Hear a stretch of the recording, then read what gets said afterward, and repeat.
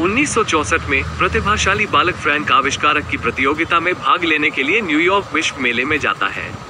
जज निक्स वास्तव में फ्रैंक के प्रोटोटाइप जेट पैक से काफी प्रभावित होता है, लेकिन जब फ्रैंक स्वीकार करता है कि जेट पैक वास्तव में ठीक से काम नहीं करता है, तो वह तुरंत अपना विचार बदल देता है।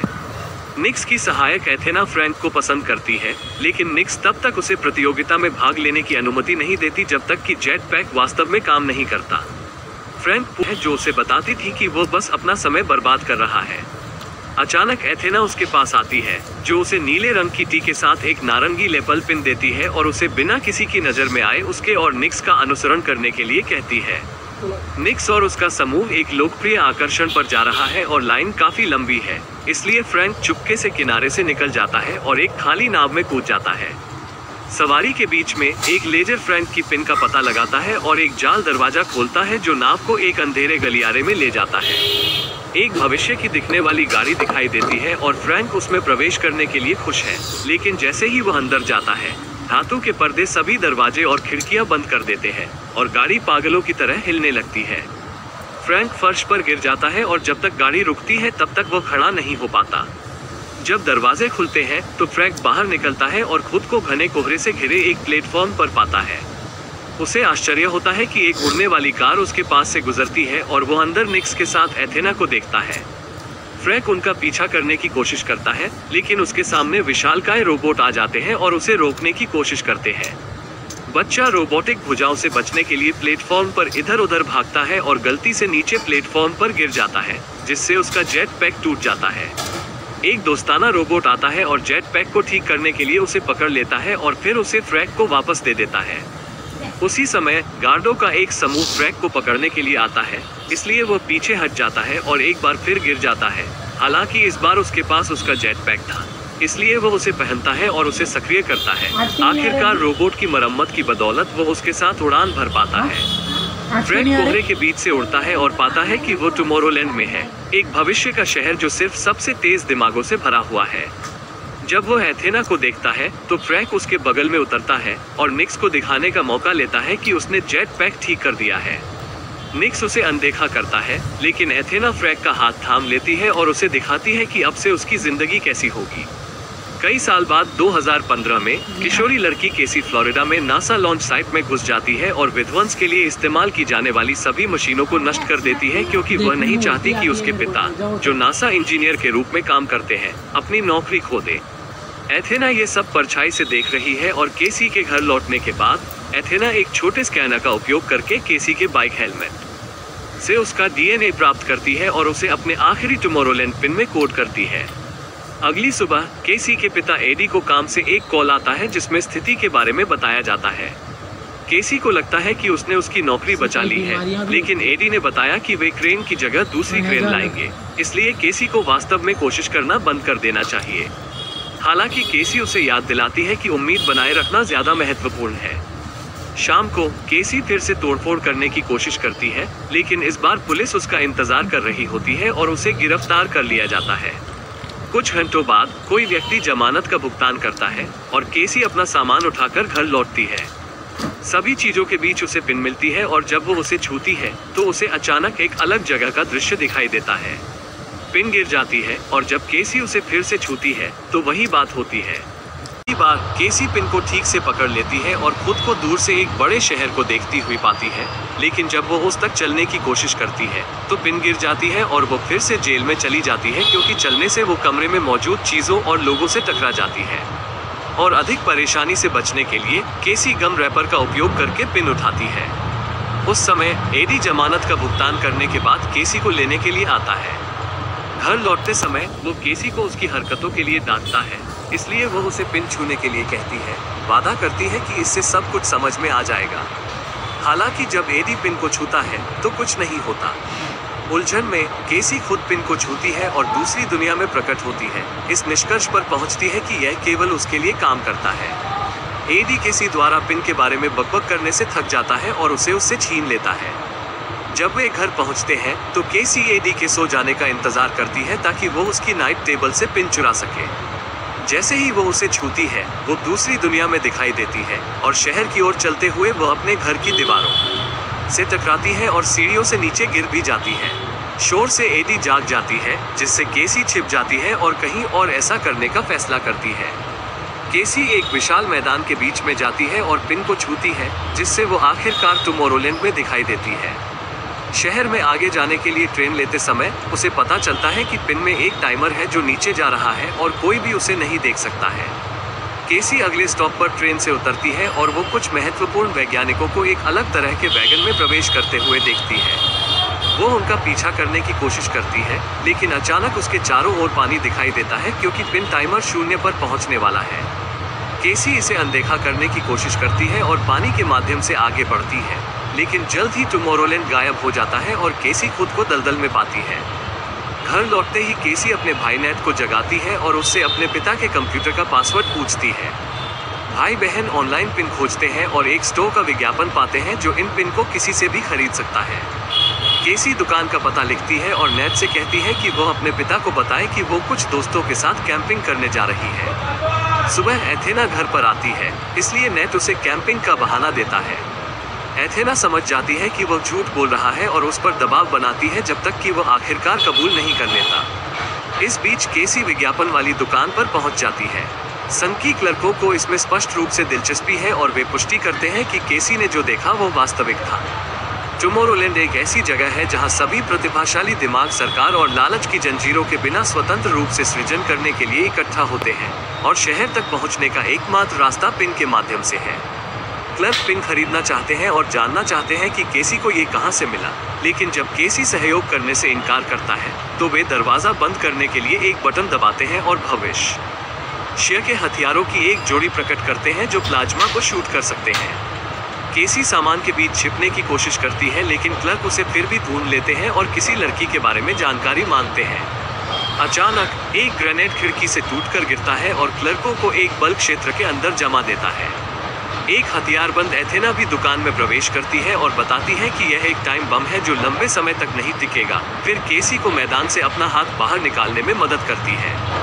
दुर्भाग्य से इससे बम बंद हो जाता है और क्लर्क फिर से आजाद हो जाते हैं, इसलिए वे जवाबी हमला करते हैं। एथेना केसी की मदद से उन पर सामान फेंकते हुए उनसे हाथापाई करती है, और जब एथेना उनमें से एक का सिर काटती है तो केसी को ये देखकर झटका लगता है कि दोनों क्लर्क एनिमेट्रॉनिक्स थे। एनिमेट्रॉनिक्स के खुद को नष्ट करने की घोषणा करने के बाद एथेना विस्फोट से बचने के लिए केसी को दुकान से बाहर खींच लेती है। फिर एथेना एक कार की खिड़की तोड़कर उसे खोलती है और केसी को अंदर धकेलती है और फिर एक खास उपकरण का इस्तेमाल करके कार स्टार्ट करती है। वह बताती है कि उन्हें भागने की जरूरत है, इससे पहले कि वे उन्हें ढूंढ लें। सड़क पर केसी सवाल पूछना शुरू करती है और एथेना उसे बताती है कि उसने ही उसे पिन दिया था। इससे पहले कि वो कुछ और कह पाती, वो अचानक खराब होने लगती है और केसी डरकर देखती है कि एथेना खुद को कैसे ठीक करती है, क्योंकि वह भी एक एनिमेट्रॉनिक है। डरी हुई केसी कार से बाहर कूद जाती है और एथेना उसका पीछा करने की कोशिश करती है, लेकिन जैसे ही वो सड़क पर कदम रखती है, एक ट्रक उसे टक्कर मार देता है। ड्राइवर तुरंत उसे देखने आता है और केसी भागने के लिए ट्रक चुराने का मौका लेता है। हालांकि एथेना ठीक है और तुरंत ट्रक के पीछे भागती है, खिड़की से कूदकर चाबियां चुरा लेती है और दरवाजा बंद कर देती है। केसी चिल्लाना शुरू कर देती है और एथेना आखिरकार केसी को अपना आखिरी पिन बनाकर उसे चुप करा देती है और उन्हें जल्दी से टुमारोलैंड जाने की जरूरत है, क्योंकि उन्होंने कुछ ऐसा बनाया है जो उन्हें नहीं बनाना चाहिए था। इस बीच पुलिस विस्फोटित स्टोव पर पहुंचती है और एक जला हुआ रोबोट सिर पाती है। इससे पहले कि वे और जांच कर पाते, डेव नाम का एक आदमी आता है जो खुद को सीक्रेट सर्विस का बताता है। रोबोट का सिर देखने के बाद डेव भी एक भविष्यवादी हथियार निकालता है और सभी पुलिस वालों को मार डालता है। फिर अपने साथियों की ओर मुड़ता है और घोषणा करता है कि उन्हें लड़की मिल गई है और उन्हें निक्स को बताना चाहिए। लड़कियां न्यूयॉर्क जा रही हैं ताकि उन्हें एकमात्र व्यक्ति मिल सके जो उन्हें टुमारोलैंड में वापस ला सके। केसी उन अन्य लोगों के बारे में सवाल पूछना शुरू करता है जिन्हें पिन मिले हैं, लेकिन एथेना जवाब नहीं दे पाती और चुप हो जाती है। अगली सुबह एथेना जाग जाती है और गाड़ी चलाने का काम संभाल लेती है ताकि केसी आराम कर सके। एथेना केसी को बताती है कि जिस व्यक्ति से वे मिलने जा रहे हैं उसका नाम फ्रैंक है, और केसी के सो जाने के बाद एथेना अपने दोस्त के साथ बिताए गए सभी अच्छे पलों को याद करके खुद का मनोरंजन करती है। घंटों बाद केसी की नींद खुलती है जब उसे अचानक ग्रामीण इलाके में एक घर के सामने ट्रक से धक्का दे दिया जाता है। एथेना को भागते हुए देखकर केसी के पास घर के पास जाने के अलावा कोई विकल्प नहीं है, लेकिन एक गार्ड कुत्ते द्वारा उसका पीछा किया जाता है। केसी लड़खड़ाकर कीचड़ में गिर जाती है, जिससे उसे एहसास होता है कि कुत्ता प्रिंस को छोड़कर नहीं जा रहा है क्योंकि वो एक होलोग्राम है। नकली जानवर को अनदेखा करते हुए केसी दरवाजा खटखटाती है और कैमरे के सामने अपना पिन दिखाती है और टुमारोलैंड ले जाने के लिए कहती है। अचानक हवा का झोंका केसी को पीछे धकेलता है और एक बूढ़ा फ्रैंक घर से बाहर आता है। ये जानने की मांग करता है कि एथेना कहाँ है।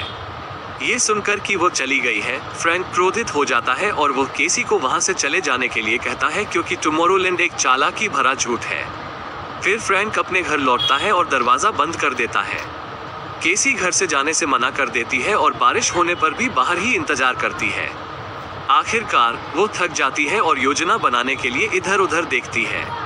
हल चलाने वाले ट्रक में आग लगाकर केसी फ्रैंक को घर से बाहर निकाल देती है और जब वो आग बुझाने में व्यस्त होता है तो केसी अंदर भाग जाती है और दरवाजा बंद कर देती है।